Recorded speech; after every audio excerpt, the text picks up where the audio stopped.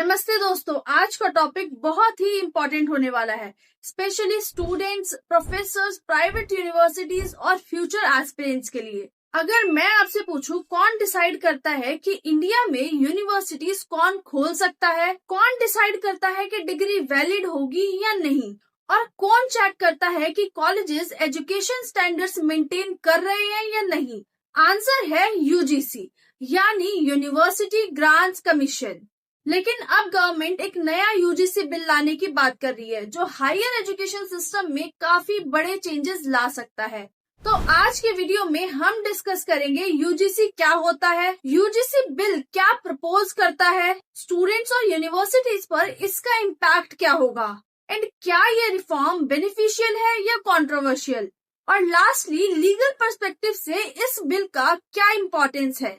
तो वीडियो को एंड तक जरूर देखिए क्योंकि मैं सिंपल लैंग्वेज में पूरा ब्रेक डाउन करने वाली हूँ। चलिए शुरू करते हैं। सबसे पहले बेसिक्स समझते हैं। यूजीसी एक स्टैट्यूटरी बॉडी है जो यूजीसी एक्ट 1956 के अंडर बनी थी। इसका मेन काम होता है यूनिवर्सिटीज को रिकॉग्निशन देना, हायर एजुकेशन स्टैंडर्ड्स मेंटेन करना, यूनिवर्सिटीज को ग्रांट्स और फंडिंग प्रोवाइड करना, फेक यूनिवर्सिटीज को आइडेंटिफाई करना एंड करिकुलम और एकेडमिक स्टैंडर्ड्स रेगुलेट करना। सिंपल लैंग्वेज में समझे तो यूजीसी एक रेगुलेटरी अथॉरिटी है जो हायर एजुकेशन सिस्टम को रेगुलेट करती है। अगर कोई यूनिवर्सिटी यूजीसी रिकॉग्नाइज्ड नहीं है तो उसकी डिग्री वैलिड नहीं मानी जाती। अब सवाल उठता है, जब यूजीसी ऑलरेडी एग्जिस्ट करता है तो नया बिल लाने की क्या जरूरत थी। गवर्नमेंट का कहना है करंट प्रॉब्लम्स जैसे हायर एजुकेशन सिस्टम आउटडेटेड हो चुका है, मल्टीपल रेगुलेटर्स होने से कंफ्यूजन होता है एंड यूनिवर्सिटीज में क्वालिटी डिफरेंस बहुत ज्यादा है, इवन इनोवेशन और रिसर्च बहुत स्लो है, and lastly accountability system weak है। इसलिए गवर्नमेंट एनईपी 2020 मतलब नेशनल एजुकेशन पॉलिसी के अंडर रिफॉर्म्स लाना चाहती है और इसी रिफॉर्म प्रोसेस का पार्ट है यूजीसी बिल। यूजीसी बिल का मेन एम है हायर एजुकेशन सिस्टम को मॉडर्न बनाना, यूनिवर्सिटीज को ज्यादा ऑटोनॉमी देना, रेगुलेशन को सिंप्लीफाई करना, एजुकेशन क्वालिटी इंप्रूव करना एंड ग्लोबल स्टैंडर्ड्स अचीव करना। गवर्नमेंट का विजन है कि इंडियन यूनिवर्सिटीज वर्ल्ड रैंकिंग में इंप्रूव करें।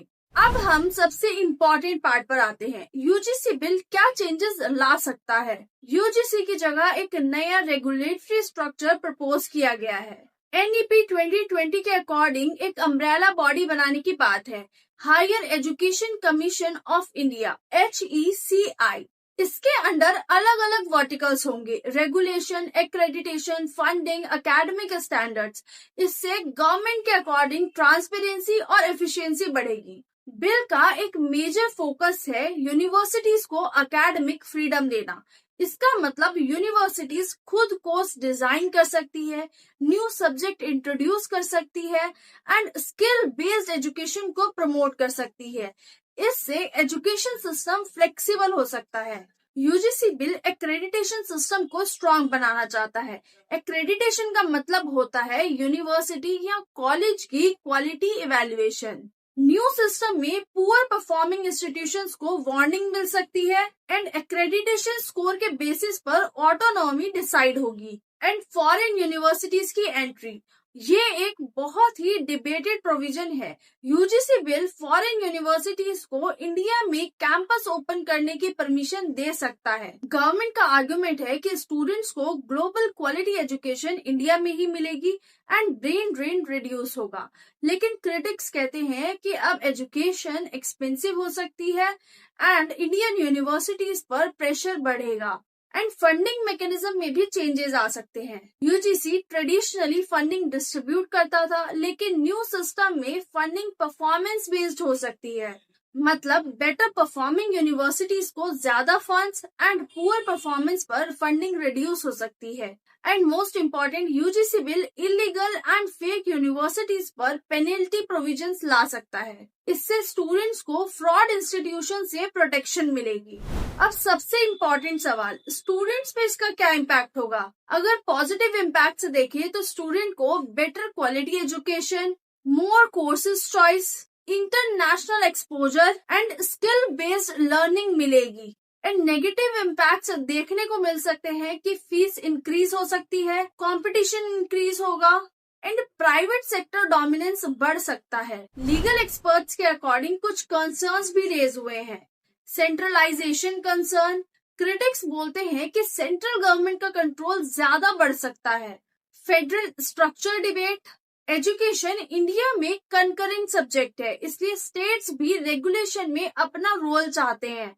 And thirdly academic freedom debate, कुछ प्रोफेसर्स को लगता है कि रेगुलेटरी चेंजेस से ऑटोनॉमी अफेक्ट हो सकती है। अगर ओवरऑल देखें तो यूजीसी बिल एक मेजर एजुकेशन रिफॉर्म हो सकता है। इसके थ्रू गवर्नमेंट हायर एजुकेशन को मॉडर्न बनाना चाहती है, ग्लोबल कंपटीशन के लिए प्रिपेयर कराना चाहती है, क्वालिटी एंड अकाउंटेबिलिटी को इम्प्रूव करना चाहती है। लेकिन हर रिफॉर्म के साथ कुछ चैलेंजेस भी आते हैं। फाइनल इम्पैक्ट डिपेंड करेगा कि बिल का इम्प्लीमेंटेशन कैसे हो सकता है। आपका क्या ओपिनियन है? क्या फॉरेन यूनिवर्सिटीज को इंडिया में आना चाहिए? क्या यूजीसी रिफॉर्म्स एजुकेशन सिस्टम को इम्प्रूव करेंगे? अपना ओपिनियन कमेंट्स में जरूर शेयर करें। अगर ये वीडियो इन्फॉर्मेटिव लगा हो तो लाइक करें एंड चैनल को सब्सक्राइब करें और ये वीडियो स्टूडेंट्स के साथ शेयर करें। मिलते हैं नेक्स्ट वीडियो में एक और इम्पोर्टेंट लीगल टॉपिक के साथ। Thank you.